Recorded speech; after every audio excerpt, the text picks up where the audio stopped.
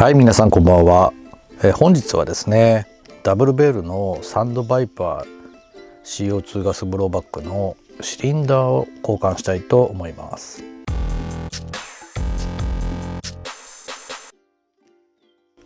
このサンドバイパーは以前のマウントレールの装着動画をお送りしましたけれども、ネジでは全く固定できずにしばらく放置していたんですね。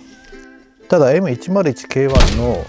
バッファーチューブ修理の時に使用した接着剤であるメタルロックが非常に強力だったので、サウンドバイパーのマウントレールにも使用してみました。しかし結果としてはですね、こちらもワンマグでマウントレールが緩んでしまいました。なのでメタルロックプラスハンダ付けを行ってみたんですけれども、ちょっとうまくハンダが付けられなかったんですね。そこでハンダ後手ではなくてヒートガンを使って、ハンダをつけてみようと思ったんですけれども、これが大きな間違いで、予想以上にスライド全体が温まってしまってシリンダーのですね樹脂が溶けてピストンとくっついちゃったんですね。私が横着してピストン一式をスライドから外さなかったのが原因なんですけれども、この年になってもこんな当たり前のことが分からず失敗するんですね。といった具合でパーツが壊れてしまい、今回その対応をしていきたいと思います。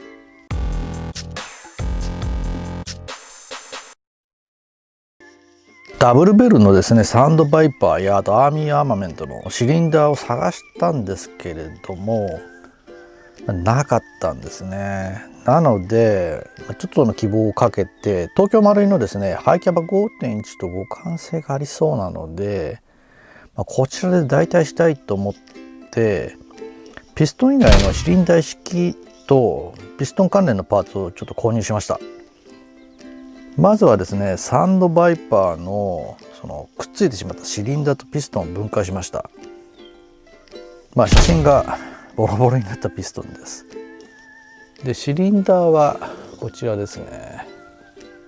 外す時に多少傷つけてしまったんですけれども、まずは再利用したいと思います。再利用するにあたって一応ですね研磨とグリスアップは行いました。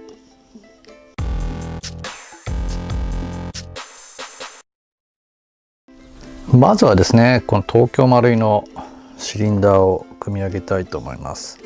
で東京マルイのシリンダーをそのまま使用するとですね動力源が CO2 なので初速が超過する可能性がちょっと大きいんですね。なのでシリンダーバルブ、こちらにですね先端にちょっと先端というかですねここにゴム板をつけてですね重厚側へのガス流入量をちょっと減らしたいと思っています。シリンダーバルブスプリングをカットしてもよかったんですけれども、こちらですね。もしうまくいかない場合はこちらをカットしてやりたいと思います。ではシリンダーにパーツを組み込んでいきます。ピストンが一応組み上がりました。これ毎回思いますけど、ここにネジ打つのすごい大変ですよね。次にピストンパーツへこれを取り付けたいと思います。ピストン自体はですね先ほど言ったようにサンドバイパーのこちらを使います。まずですねこのピストンにワイリングとワイリングヘッド、そしてピストンパーツをネジでつけたいと思います。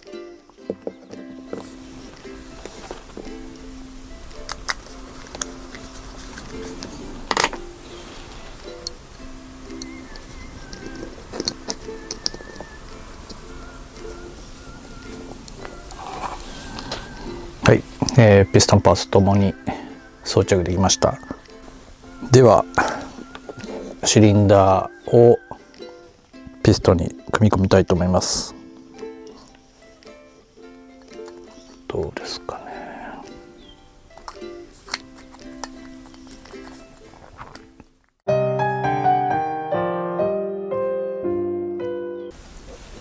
一応組み込んだんですけど、ちょっとやっぱりですね、このピストンの方が多分ちょっと変形したのかな。若干内部をですね、もう一回リューターで削ったりして、ようやくなんか入った感じはするんですが、硬いんですよね。これじゃ無理かもしんないな。ちょっと一旦これで一回組み込んでみますね。それで打てるかどうかだけちょっと確認したいと思います。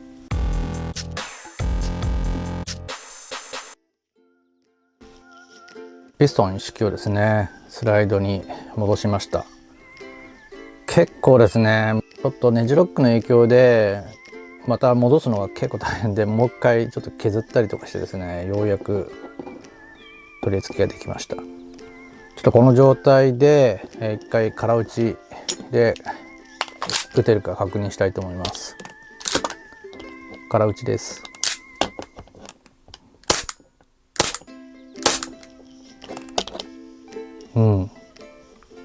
動きますね。とりあえず空打ちの状態ではうまくいったようです。なので、一応ピストンもですね流用できたということだと思います。今のところマウントレールも取れてないですが、ちょっと怪しいですね。今回はマウントレールのテストではないのでドットサイトは載せないでいきたいと思います。で、問題はこの後初速ですね。ちょっと確認したいと思います。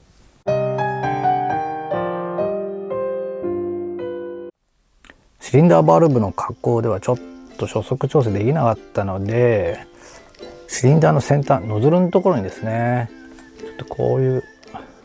ビーズアイロンのものをですね、今手元にあったんで、ちょっとこれ瞬間接着剤でくっつけてですね、これで調整してみたいと思います。はい、こんな感じでですね、ちょっと詰めてみました。これでですね、ちょっと固まるまで待って再度初速確認したいと思います。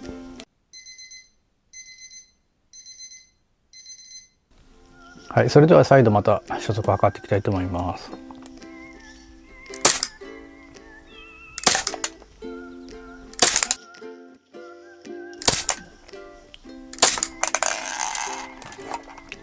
はい、だいたい85とかですね。86、85。初速は問題ない範囲で収まってますね。ようやくなんとかなりました。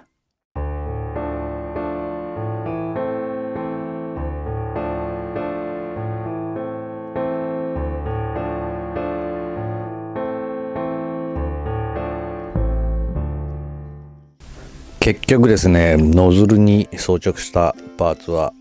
1マガジンで飛んでしまいました。しかもですね、シリンダーが途中で戻らなくなってですね、スライドの閉鎖不良現象もちょっと起きてしまったんですね。これはピストンとスライドを固定しているネジがここにあるんですけれど、これがですね、ネジ穴がダメになってネジをきつく締められなかったのが原因だと思われます。で、このネジですね、再生しようと思ってプラリペアとかで一生懸命ちょっとやったんですけれど、結局うまくいかず、最終的にはですね、東京マルイのピストンを追加で購入しました。あとノズルのパーツですけれども、接着剤だけでやっぱり固定が難しいっていうのが分かりました。なのでまずはですね、ちょっと時間節約のために瞬間接着剤で、こちらゴリラ買ったんですけれども、まず一旦それで接着をして固定した後に、このノズルの横からですね、1ミリの穴をピンバイスで開けてですね、中のパーツごと貫通させて、そこにですね、こういった普通のクリップがありますよね。これの直線部分をですね、その開いた穴に通してですね、あと貫通した部分にも軽く接着剤をつけて、ノズルの穴からですね、パーツが飛び出さないように固定を図ってみました。一応余分なクリップをペンチで切り取って、残った部分はですね、リュータで研磨したのが最終的にこちらになります。ちょっとですね、接着剤の跡とかですね、研磨した跡とか残ってますけれども、その点はご容赦いただければと思います。で、このシリンダーと新しい丸いのピストンを組み込んで、再度初速確認とですね、パーツの状況を確認したいと思います。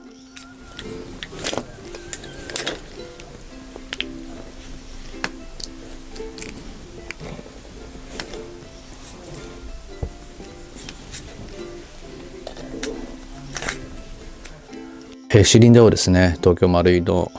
ピストンに組み込みました。それでは10本台に取り付けていきたいと思います。東京丸いのですね、こちらピストン式をですね、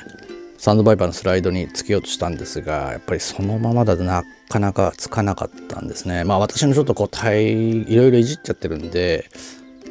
純正だったらそのままつくのかもしれませんが、ちょっと私はですね、もう一回中をかなりリューターとかで削りました。で、まだ若干高さがあるような感じもするんですが、ちょっと一回それでつけてみたいと思います。なんとかですね、こちらのネジ、今回入りまして装着できました。それではまずは動くか試したいと思います。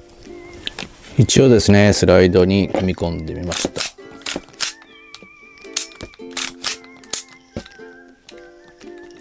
た。スライド自体はスムースに動きます。それではですね、再度ボンベを入れてですね、実写してみたいと思います。それでは初速測ってみたいと思います。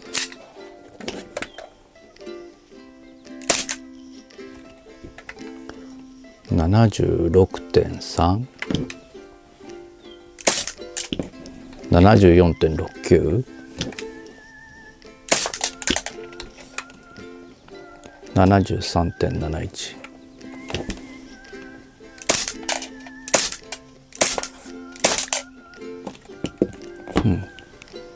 70台で収まってます。若干前回のと比べるとやはり初速は落ちましたが、一応ですね70台で落ち着いています。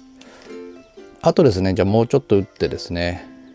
そのノズルの先端のパーツが飛び出ないか再度確認したいと思います。あれからですね、一応マガジン1ボンベ分打ちました。多分ですね50発60発ぐらい打てたと思うんですけれど、作動的には問題なく動きました。でノズルに関してもですね、はい、今のところパーツは取れずにまだ残ってますね。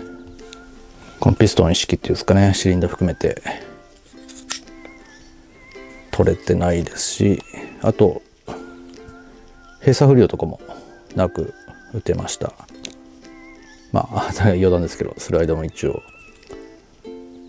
なんとかなってますね。はい。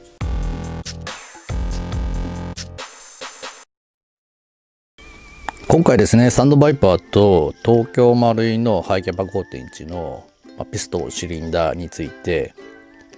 一応互換性があることが分かりました。そんなことはもう分かってるよとおっしゃる方もいると思いますけれども、自分自身でですね確認できてよかったかなというふうにも思っています。私は結局ピストンも東京丸いのものに